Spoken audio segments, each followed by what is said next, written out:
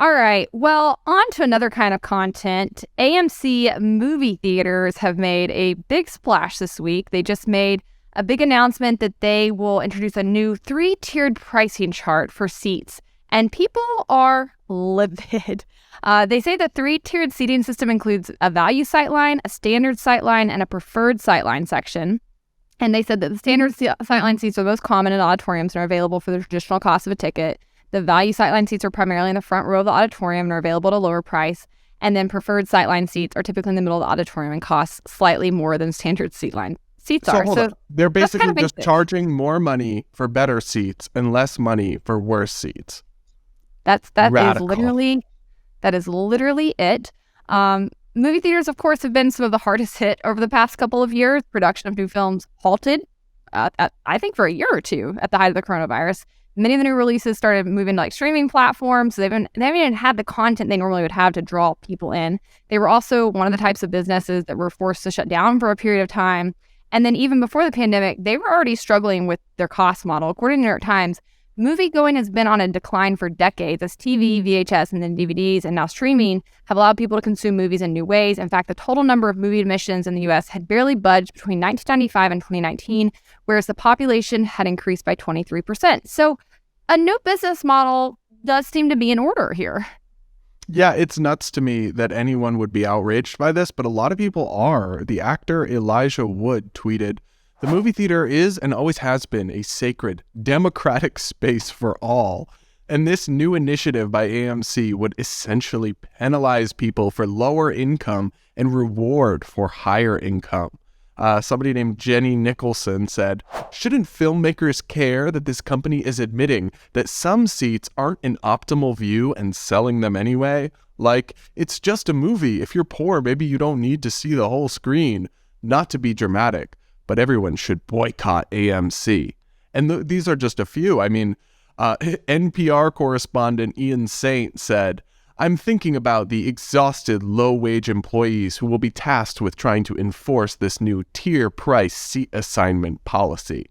Others, according to Fox News, blasted this as a perfect example of corporate greed. And I'm just like, are you kidding me? I mean, are these people outraged by concerts or sports games?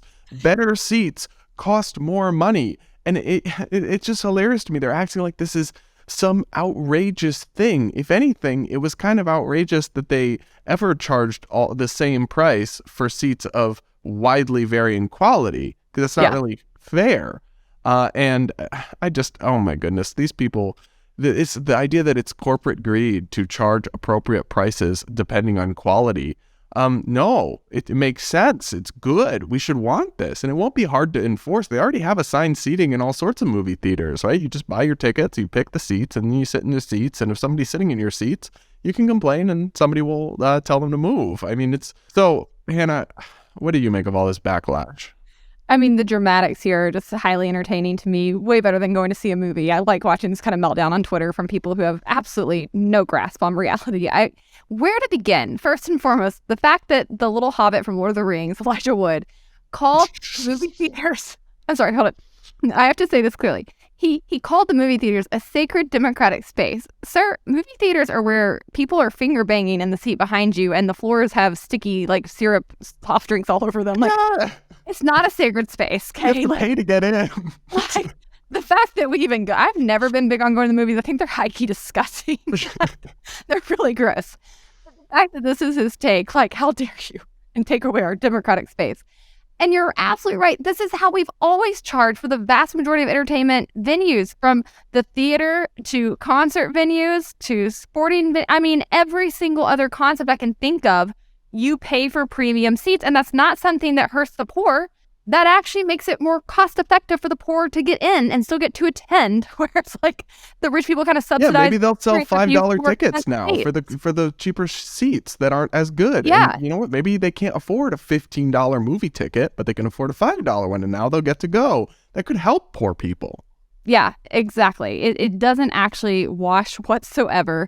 To call this corporate greed when these companies have literally been like going bottom up for a while now, it's not corporate greed. They're trying to stay afloat against all odds, many of them government-induced odds that they've had to contend with. So I think that is just another completely detached point of view in this whole situation. The fact that they're worried about the low-income workers who have to enforce these policies. Like, what else do? They literally scan your ticket, give you some popcorn, and make sure you sit in the right seat. Like, I think that's equivalent work for $7.50 an hour. Like, this isn't rocket science. I, in high school, had to work at a grocery store and prevent people from stealing. So, like, I think they can manage seating assignments. They were fine with making these same low-level employees check everyone's vaccine passports. Yeah. So as far as I'm concerned, they can shove that one. Yeah, that's a great point. And like you said, this is already a thing, assigned seating. The only way they got me back in theaters, and I do mean the only way, is they started making it a more luxurious experience. In cities, you now usually have theaters that serve wine and beer.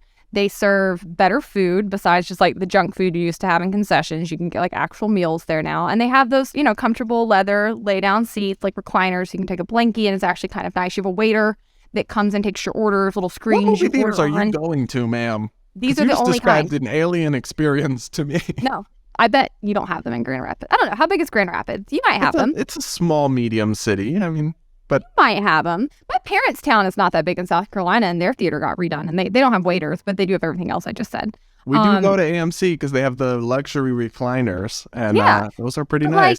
And guess what? Those cost more than normal movie seats. And they're assigned. When you book your tickets, you pick the seat you're going to be sitting in. It actually makes the whole process easier versus trying to figure out where to sit, getting split up from your party if you get there late. Like, it's just a nicer experience. There's nothing wrong with this. Now, I will say, I think there are better moves that AMC could do to try to draw people back to the theaters, because I do think their sales are declining. People increasingly don't want to go to the theater for all the reasons I mentioned when we first started discussing this, and that's valid. But I think if you really want to attract people in, you make it a more luxurious, exclusive experience. And I think, introducing the pricing chart, maybe that adds some of that layer too, right? Like, I don't know, maybe you have I'll say this, if you go to a sporting event and you sit in the nosebleed section versus if you sit down on the 50-yard line or even in a box, which I've had the ability to do, the difference in clientele around you is notable. Like, it is a different crowd. You're not dealing with the same rowdiness, the same kind of language, people spilling drinks on you. But the stadium is a democratic place for the people. Like, what? For the masses. I'm just saying, these are the kinds of things, offering people a more luxurious experience, it tends to draw them back in. So there's probably other things they could do as well, but I don't see any problem with this. And again, it likely subsidizes the cheaper tickets for people who can't afford to go. And guess what? If you still can't afford to go, it is not life or death. You can watch a freaking movie on your TV, on your computer, on your phone, and still be better off in the top 1% throughout thousands of years of history. Like, I don't care. I'm so tired of the whining over this kind of thing. Like, not everything makes you oppressed just because you can't access it. Yeah, and their new thing is everything I don't like is corporate greed. That's their new buzzword. They just throw around for anything they don't like. No eggs in the store, corporate greed. Movie theater tickets changing, corporate greed. My girlfriend broke up with me, corporate greed. It's like... No. I literally saw a TikTok today of this person saying, why is it so hard to make friends? And I kid you not. The lady responding to it blamed capitalism and corporate greed. Oh my God. And the nuclear family. People are just, they'll do anything except look in the mirror, but